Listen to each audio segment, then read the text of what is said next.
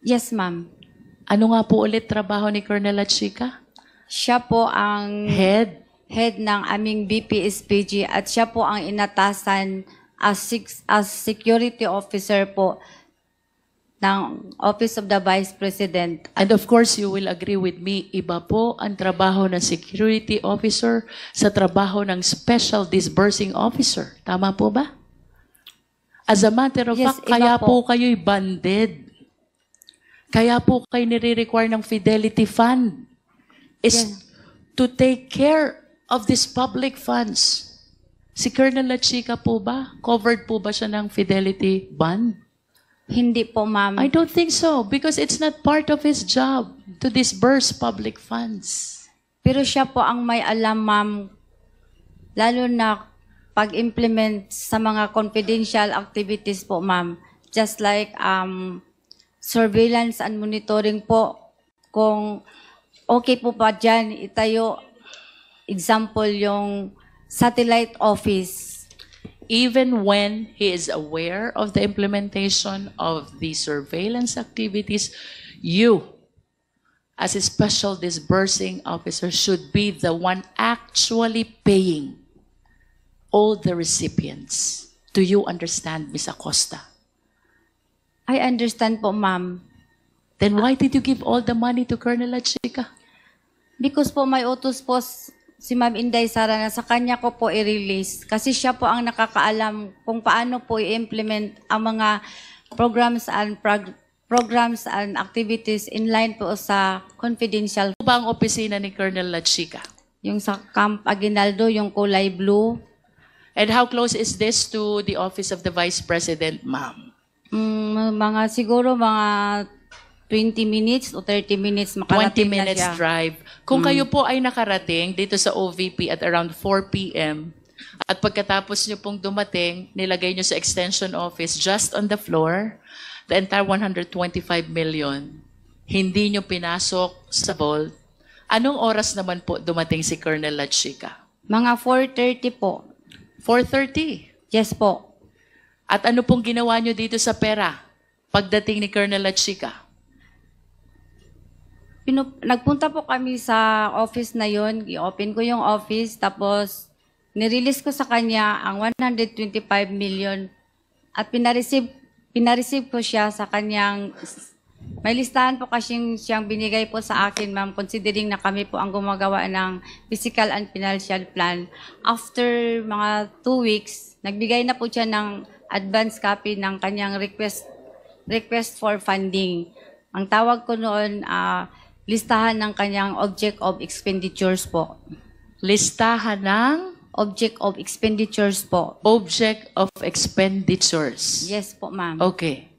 So ito pong listahan ng object of expenditures ibinigay sa inyo ahead of your encashment. Yes, ma'am. And can you please enlighten us? Kwentuhan niyo po kami. Ano pong nakalista dun sa object of expenditures, please? Object of expenditures, programs, identify po yung mga programs or ano ang gawain niya. Tapos with ano po yung mga corresponding programs, Ms. Acosta? Example po, yung program ng purchase of information, payment of rewards, na may kaakibat na po na You amount. must be referring to the accomplishment report, Ms. Lachica, Ms. Acosta. Yes po, yun po ang binigay niya sa akin, ma'am. Pag sinabi niyo po bang object of expenditure, ang tinutukoy niyo po ba accomplishment report? Lili, ang ibig Yes or no, ma'am? Pag sinabi niyo po bang object of expenditure, are you referring to the accomplishment report? Yes po. Yes. Paano po kayo nagkaroon ng accomplishment report? Kaka-encash nyo pa lang. Yun po ang binigay niya sa akin, ma'am. Kasi yung pong mga identified na object of expenditures, yan po ang ginagawa niya doon sa pag-implement po ng confidential I programs understand, and Ms. design. Acosta. But if you will tell us that that object of expenditure pertains to the accomplishment report, I hope you are reminded Ang accomplishment report po ay saka ginagawa kapag fully implemented na lahat ng programs. Now, this brings us to a bigger question. Kaka-encash nyo lang? May accomplishment report na agad kayo? How can this be possible, Ms. Acosta? Hindi pa po yung final na accomplishment report, ma'am. Ang basis ko So, lang po yun kung magkano po Ilang ang klase i-release ho ko sa bang kanya. accomplishment report tayo meron? Isang final at isang hindi final? Is that what you want to tell us? Yung binigay po niya sa akin is for me lang po at sa kanya. Para lang sa aming dalawa, ma'am. Hindi po yun yung final na accomplishment report after the implementation of the program under confidential funds po. Okay, if you are saying that this is not yet final, then walk us through, enlighten us, narrate to us, ano ho bang pagkakaiba nung sinasabi niyong hindi final doon sa final? Ang amount po, ma'am. Amount. Yes po, ma'am. Okay, can you please be specific? Because we have here an accomplishment report for the last quarter of 2022. And since kayo naman po ang gumawa nito, and you prepared already for this hearing, I suppose, you are aware by heart kung anong laman ng accomplishment report na ito. Ano pong pagkakaiba nung hindi final sa final? Yung amount po, ma'am. Example, yung payment of rewards. Okay. Tapos, yung... Ano po yung hindi final na amount? Yung amount...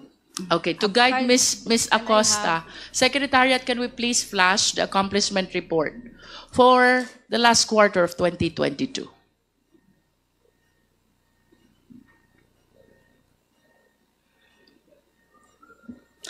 At kung may sinasabi po kayong accomplishment report na hindi final, will you be generous enough to share it with us? Wala po akong dala ngayon, ma'am. Yes, but for the next hearing, will you be willing to submit it to the committee? Yes po. Yes. Okay. Ms. Acosta, we have here the final, I suppose, because this was provided by the COA, accomplishment report for the last quarter of 2022. Ang sabi niyo po, sa amount lang kayo nagkakaiba. Yes po. Can you enlighten us? Bakit po nagkakaroon ng disparity sa amount? Kasi po, example po yung payment of rewards, ma'am. Ang nilagay, hindi ako makakita. Secretariat, can we provide instead a copy? You were pertaining to payment of reward. Ang nakalagay po dyan is 10 million. Yes, ma'am. Ano po bang nakalagay doon sa hindi final? Ang nilagay lang po niya doon is 8 million po. Okay. How about the purchase of information? So far, ito lang po ang aking maalala, ma'am. Ma-confirm ko sa'yo na 8,000 lang po ang proposed object of expenditure na binigay sa akin ni Sir La Chica. Ms. Acosta, with your object of expenditure, would you confirm with me na kung anong items ang nakasulat sa object of expenditure, yun din po ang nakasulat dito sa accomplishment report. The only difference is with respect to the amount. Tama ho ba? Tama po. Tama. At ang inyo pong sinusunod ay yung object of expenditure na binibigay sa inyo ni Colonel La Chica. Tama din po? For releasing po. For releasing. Opo. But nevertheless, who prepared the object of expenditure? Si Sir La Chica po, ma'am. Sir La Chica. Kung si Sir La Chica po ang gumagawa ng object of expenditure at yun po ang sinusundan nyo sa pagre-release ng confidential fund, tama po bang sabihin na si Colonel La Chica ang nasusunod sa preparation ng accomplishment report? Yes po. Pag binigay niya sa akin ang final na accomplishment report po niya, ma'am, after po, maubos na ang pera at na-implement na niya lahat ng maayos ang activities. I will remind you of your answer, Ms. Acosta. Ang sabi niyo po, si Colonel Lachica ang nasusunod sa preparation ng accomplishment report. Tama po? Yes po, ma'am. Okay. I wish to direct your attention to the left bottom portion of this accomplishment report. It says, prepared by Special Disbursing Officer, Gina F. Acosta. Yes po. Is this not contradictory to what you said na ang nasusunod ay si Colonel Lachica? Gibase, pag final ko nito, ma'am, gibase ko po to sa binigay ni Sir Lachica na final accomplishment report. So, kinokopya ko lang po. Ibig sabihin, kayo po ay tagagawa lamang ni Colonel Lachica. Hindi naman po. So ano pong ibig sabihin nyo? Na ang sinusundan nyo ay kung anong gustong ipalagay dito sa accomplishment report, which is based on the object of expenditures provided by Colonel Lachica. Ang nilagay po niya sa object of expenditures po, ma'am, ay in connection na po sa aming prepare ng financial and physical plan po. Kasi kasama ko po siya paggawa ng financial and physical plan. Financial and physical plan. Sino po bang gumagawa ng financial and physical plan? Ang nagdra-draft po, ang nag-prepare ako po at si Sir Lachica. Okay. Ano po ba ang trabaho ni Colonel Lachica? Malapit na po akong malito. Malapit ko na pong isipin ang disbursing officer ay si Colonel Lachica. Hindi po. What is the designation of Colonel Lachica, please? Siya po ang aming security officer. And a security officer? Ano ho bang trabaho ni Colonel Lachica? Is it her job to prepare the financial plan? Hindi po. Is Siya- it her job to prepare the accomplishment report? In the financial po, siya po ang magbibigay sa akin ng information or guide kung ano po ang magiging confidential activities po in relation sa confidential funds po na gagamitin. I hope you realize, Ms. Acosta, that you are the special disbursing officer. Yes po, ma'am. Alam ko po. And part of your job is to prepare the financial plan. Yes po. As a matter of fact, the financial plan does not bear at all the signature or the name of Colonel Lachica. Yes po. Pero sa kanya po ako humihingi ng inputs or information with regards to the implementation of all the projects included under confidential funds po. If you're asking for the possible program, subject of expenditure, is it correct to say that you are soliciting some information only and not necessarily the one working with you in the preparation of financial plan? Magkaiba po yon. Ang hinihingi ko po sa kanya, ma'am, is ano po, mga inputs po or guidance in preparation for the financial plan, especially related po sa confidential activities po. Ms. Acosta, do you understand your job as a special disbursing officer? Yes, ma'am. This is very significant job Yes, ma'am. because it entails so much trust and confidence. Yes po. Because you are the one in charge of taking custody of the huge amount of money. Tama? Yes, ma'am. As a matter of fact, to ensure the fidelity of this money, nire-require pa kayo ng fidelity bond. Ban. Tama po ba? Yes, ma'am. Then why do you keep on pointing to Colonel Lachica? Kasi siya po ang may alam kung i-implement na po yung mga project under confidential plan funds. Who will be responsible in case this money is misappropriated? Who will be responsible in case this money is lost? Who will be responsible in case this money went to the wrong person? Sino po ba ang magiging responsable?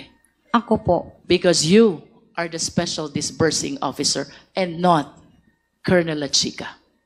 Yes po. Let's go back to the question. 125 million po yun. You were saying ang object of expenditure is similar to the accomplishment report. The only difference is the amount. Yes, ma'am. Enlighten us. Ano ang laman ng object expenditure totaling to 125 million, reason why you fully turned over the entire amount? Ang laman po ng binigay niya sa akin ng object of expenditures ay yun pong pamaraan kung ano ang ginagawa niya. Can we please be specific? We're talking of huge amount of money, Ms. Acosta.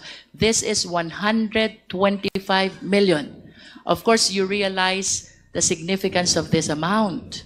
And being the special disbursing officer, hindi mo ito basta ita-turn over kung hindi mo nakikita na well-tallied yung object of expenditure that you are referring to. Tama ba?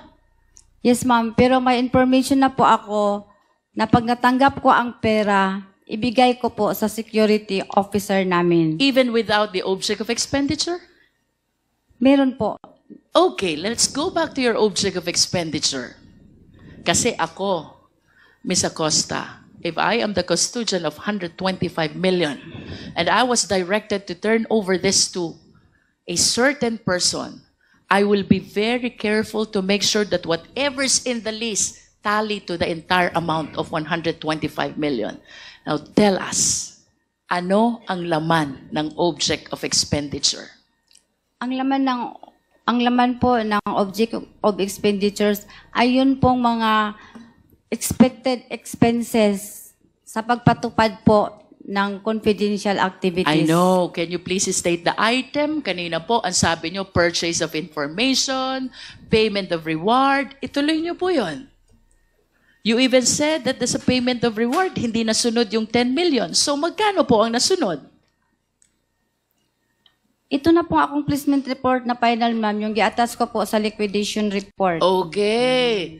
So, are you changing your answer now? Kasi kanina po ang sabi nyo, object expenditure is not yet final. Accomplishment report is final. Yes po. Yes po. So, are you Iba po referring sila. to two different documents, object expenditure and accomplishment report? Yes po, yan po ang Dalawa. gusto kong iparating po. And you were saying, ito na nga po yun. Ano bang ibig sabihin when you said, ito na nga po yun? What do you mean by that? Ang binigay po sa akin ni Sir La Chica, hindi po ganito ang forma, ma'am. Simple lang po, ma'am. Okay. Para basis po ng aking release ng pera Let me para go sa back kanya, to your ma'am. answer a while ago. Ang sabi niyo po kanina, Ms. Acosta, parehas ang items, the only difference is the amount. Opo, pero hindi po ganito, ma'am. Simple lang po, ma'am. Yes. Enlighten us. Magkano ang nakalagay sa purchase of information?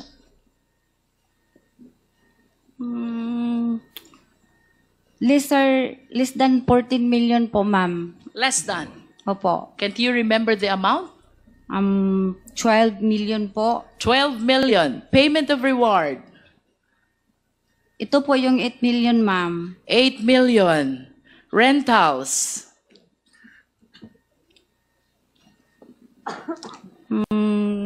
Rentals of safe houses. Ito po ang malaki, ma'am. How much? Ito na po ang amount na nabigay niya sa akin doon sa kanyang How much, Ms. Acosta? 16 million po. 16. Opo. Purchase of supplies. Malaki po ito, ma'am. Nagiging 37 po. 37. Payment of incentives. No. Provision of medical and food aid. Di ko na to maalala, ma'am. I'm sorry po, ma'am. Basta Hindi mo maalala. Basta yung tinali Payment of incentive. 11 po. 11. Would you know whether this amounts would total to 125 million exactly? Yes, ma'am. Gitotal ko po yun, ma'am. 120 million po. You were able to check if the items and the amounts provided in the object of expenditure total to 125 million. You checked that? Yes, ma'am. Okay. Tanong, Ms. Acosta, what gave you the confidence? Ano ang nagbigay sa inyo ng lakas ng loob na ibigay ang buong 125 million kay Colonel Lachica, considering that he is not the accountable officer because it is you who is the accountable officer. May approval po kay Ma'am Inday Sara. And without the approval of the Vice President, will you give that to Colonel Lachica? Hindi po. Do you know Colonel Lachica? Yes po, kasi siya po ang aming ground commander How ng long BPSC. have you known Colonel Lachica? Yung na-employ po ako after 3 months, yung na-employ po ako sa OBP, ma'am. How long have you known? Since 2022? Yes po, ma'am. Do you trust Colonel Lachica? I trust Sir Lachica kasi ginatrust po siya ng aking head of office na si In Ma'am other Inday Sara. words, the only reason why you're giving your trust to Colonel Lachica is because of the instruction of the Vice President. Yes, Tama po ma'am. ba? Yes, ma'am. Without the instruction of the Vice President, you will never give the entire amount of 125 million to Colonel Lachica. Yes, ma'am. And do you realize also, Ms. Acosta, that as disbursing officer, there is a rule under PD 1445. Bawal i-transfer ang disbursement sa ibang tao. Pero ang boss ko po kasi ay si Ma'am Please Inday. answer the question, ma'am. Yes, Under PD 1445, unauthorized transfer of disbursement is prohibited. Are you aware of that? yes, ma'am. And what you did is an unauthorized transfer. Tama po? Yes po, ma'am, pero may... In other words, you are liable for the unauthorized transfer of that money which is due for your disbursement. Tama po?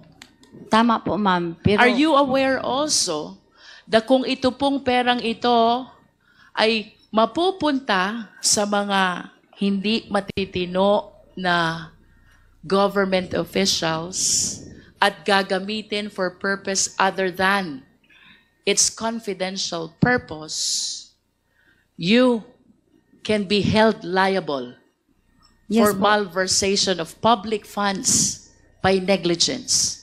Yes, alam ko po, ma'am. Pero nanaig po ang aking belief na may trust po ako kay Lachica dahil po authorized po siya ni Ma'am Sara Duterte.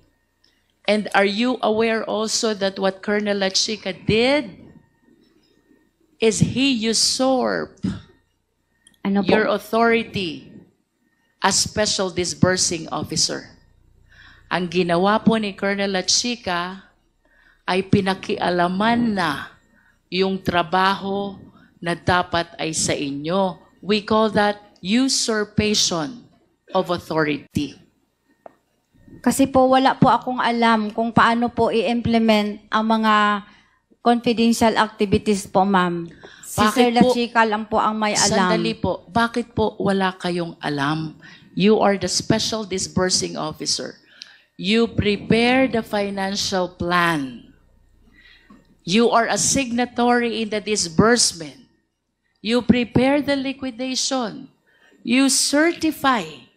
You prepare the accomplishment report. Bakit wala po kayong alam? Wala po akong alam sa pag-implement po ng confidential activities po. Dahil po, hindi ko po yan inline sa aking pinag-aralan, ma'am. But as the special disbursing officer, of course you realize you have the function of disbursing the fund. Yes po, pero may utos po sa akin na ibigay po kay Colonel Lachica. Kasi siya po ang expert, siya po ang may kaalaman kung paano po i-achieve ang mga confidential activities na safely and hindi po magulo. Would you know, Ms. Acosta, kung saan po dinala ni Colonel Lachica yung 125 million? Di ko po na po alam, ma'am, kasi sa kanya na po yun discretion kung Hindi po niya discretion yun, ay, ma'am. sa kanya na po yung Please trabaho. understand, kayo po ang special disbursing officer. You're supposed to be the person doing the payment of this amount to various payees. Hindi po ito discretion ni Colonel Lachica, ma'am. Do you understand? Yes, ma'am. Ano nga po ulit trabaho ni Colonel Lachica? Siya po ang Head. ng aming BPSPG at siya po ang inatasan as security officer po ng Office of the Vice President. And of course, you will agree with me, iba po ang trabaho ng security officer sa trabaho ng special disbursing officer. Tama po ba? As a matter of Yes, fact, iba kaya po. po kayo'y banded. Kaya po kayo nire-require ng Fidelity Fund is Yes. to take care of these public funds. Si Colonel Lachica po ba? Covered po ba siya ng Fidelity Bond? Hindi po, ma'am. I don't think so because it's not part of his job to disburse public funds. Pero siya po ang may alam, ma'am, lalo na pag-implement sa mga confidential activities po, ma'am. Just like surveillance and monitoring po. Kung okay po ba dyan, itayo, example, yung satellite office. Even when he is aware of the implementation of the surveillance activities, you, as a special disbursing officer, should be the one actually paying all the recipients. Do you understand, Ms. Acosta? I understand po, ma'am. Then why did you give all the money to Colonel Lachica? Because po may utos po si Ma'am Inday Sara na sa kanya ko po i-release. Kasi siya po ang nakakaalam kung paano po i-implement ang mga programs and activities in line po sa confidential